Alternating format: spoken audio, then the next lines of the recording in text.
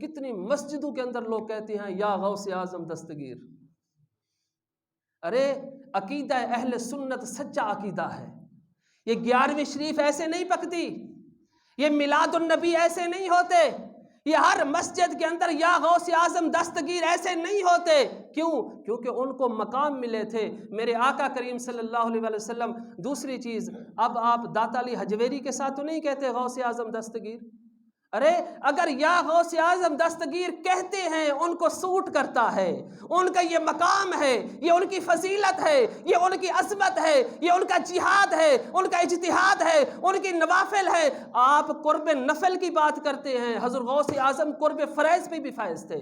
آپ ایک مرتبہ خطاب فرما رہے تھے، سامنے سے چیل گزری اور اس نے شور کیا، آپ نے فرمایا تم مر نہیں چاہتی؟ اور جب آپ خطاب سے فارغ ہوئے وہ مری پڑی تھی، فرمایا کیا ہوا؟ فرمایا حضور جب آپ خطاب فرما رہے تھے آپ نے خود ہی تو کہا کہ مر کیوں نہیں جاتی، یہ مر گئی۔ آپ نے فرمایا چل اٹھ، زندہ ہو کے اٹھ جا، وہ اٹھ کے زندہ ہو کے چلے گئی۔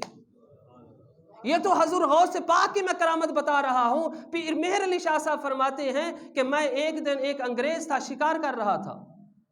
جب وہ شکار کر رہا تھا اس کے ہاتھ میں بندوق تھی، میرے ہاتھ میں تسبیح تھی، اور انگریز نے مجھ سے پوچھا کہ حضور یہ تسبیح کیا کرتی ہے؟ آپ نے پوچھا یہ بندوق کیا کرتی ہے؟ اس نے کہا بندوق جو زندہ ہوتا ہے اس کو مردہ کر دیتی ہے۔ آپ نے فرمایا جو میرے پاس تسبیح ہے یہ مردہ کو زندہ کر دیتی ہے۔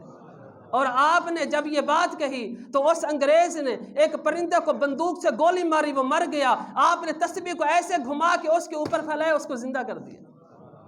کیا حضرت عیسیٰ علیہ السلام نے مردوں کو زندہ نہیں کیا؟ کیا پرندوں کے اندر روح نہیں پھونکی؟ ارے دیتا خدا ہے، یہ ان کا انعام ہوتا ہے۔ اسی وجہ سے رب نے فرمایا صراط الذین انعمت علیہم، تم ان لوگوں کے راستے پہ چلو جن پر میں نے انعام کیا ہے۔ میں داتا علی حجویری کا ذکر اس لیے کرتا ہوں کیونکہ وہ لاہور میں ہیں۔ اگر میں پاک پتن میں ہوتا تو پھر بابا فرید کا ذکر کرتا، اگر میں اسلام آباد میں ہوتا تو پھر مہر علی کا ذکر کرتا، اسی طرح اگر میں کراچی میں ہوتا پھر عبداللہ شاہ غازی کا ذکر کرتا۔ میں آپ کو موٹیویشن اس لیے دیتا رہتا ہوں کہ اگر رب کی قربت حاصل کرنی ہے تو خود کر لو، اگر خود نہیں کر سکتے تو پھر اچھے لوگوں کی بارگاہ میں